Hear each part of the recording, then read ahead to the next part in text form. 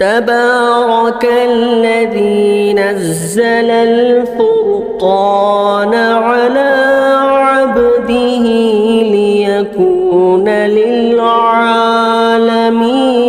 نذيرا۔ آج کی ہماری ایک نشست کا یہ آخری سوال ہے۔ کسی بھائی نے متحد پردیش سے سوال کیے ہیں۔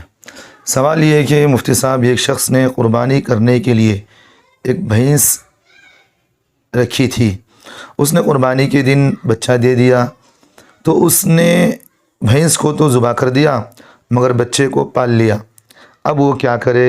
سوال کرنے والے محمد امین، متحد پردیش۔ دیکھیے امین بھائی، آپ کا سوال بہت بہترین ہے۔ اب یہ عمومی طور پر یہ چیزیں، یہ سوال پوچھی جاتی بھی ہیں اور اکثر بیشتر اس میں بڑے پریشان بھی ہوتے ہیں۔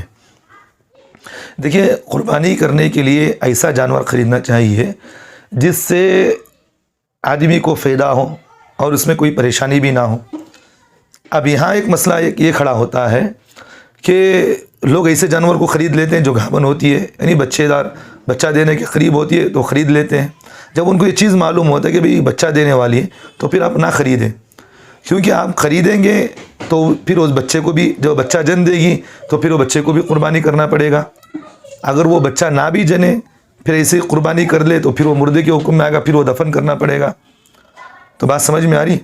تو پھر یہ چیز اس میں یہ بات آتی ہے کہ بھئی جس سے ہمیں کوئی فائدہ نہیں ہو رہا تو پھر کیوں وہ چیز ہم خریدیں؟ اس لیے علماء نے مسئلہ لکھا ہے، فقہاء نے بیان کیا ہے کہ اگر کسی آدمی کو یہ بات معلوم ہو گیا کہ اگر یہ جانور گھابن ہے، اس میں بچہ جننے کے قریب ہے، تو پھر اس طرح کے جانور کو خرید کرنا، قربانی دینا مکروہ ہے۔ تو بہتر تو یہی ہے کہ ایسے جانور کو خریدے جو بچہ دینے والی نہ، گھابن نہ ہو، جو بچہ دینے والی نہ ہو، تو ایسے جانور کو خرید لیں اگر ہے۔ تو اب رہی بات، جیسا کہ آپ نے مجھے پوچھا، اب جانور بچہ جن دی ہے اور ایام النہر بھی شروع ہو چکے ہیں، یعنی قربانی کے دن شروع ہو چکے ہیں، تو پھر اس جانور کے جو بچہ اس نے دے رکھا ہے تو اس بچے کو بھی قربانی کریں گے۔ اب قربانی کرنے کے بعد اس بچے کے گوشت کو آپ نہیں کھا سکتے، بلکہ وہ سارے کا سارا گوشت واجب التصدق، یعنی ضروری یہی ہے کہ آپ وہ سارے کے سارے گوشت کو صدقہ کر دیں، آپ نہیں کھا سکتے۔ بات سمجھ میں آ رہی؟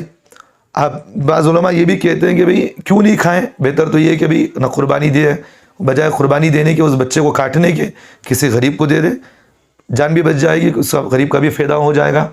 تو یہ حالانکہ یہ قول بعض علماء نے کہا ہے، لیکن متفقہ بات یہی ہے کہ یہ قول ضعیف ہے، اس پر فتویٰ نہیں دیا جائے گا۔ فتویٰ یہی ہے کہ جو جانور آپ نے خریدا ہے وہ سارے کا سارا جانور آپ نے تقرب کے لیے، یعنی قربت کے لیے آپ نے خریدا ہے۔ اب جب خریدا ہے تو اس کے جز پر قربانی واجب ہو جائے گی۔ جب آپ قربانی کے لیے دینا چاہ رہے ہیں تو پھر سارے جانور کی قربانی دینا ضروری ہے، تو پھر وہ بچہ بھی اس کے اندر شامل ہے، تو بچہ بھی وہ جانور کا جز بن گیا، تو پھر اس بچے کی بھی قربانی کرنا ضروری ہے۔ تو بہرحال جو بچہ جو جن دی ہے تو اس بچے کی قربانی کریں، تو پھر اس گوشت کو کسی غریب کو کھلا دیں۔ آپ نہیں کھا سکتے، آپ اس گوشت کو استعمال بھی نہیں کر سکتے۔ بات سمجھ میں آ رہی ہے؟ کیونکہ واجب تصدق ہے۔ اگر آپ کھا لیے تو جتنا گوشت آپ اس کا کھائیں اتنے پیسے آپ کو صدقہ کرنا ضروری ہے۔ بات سمجھ میں آ رہی؟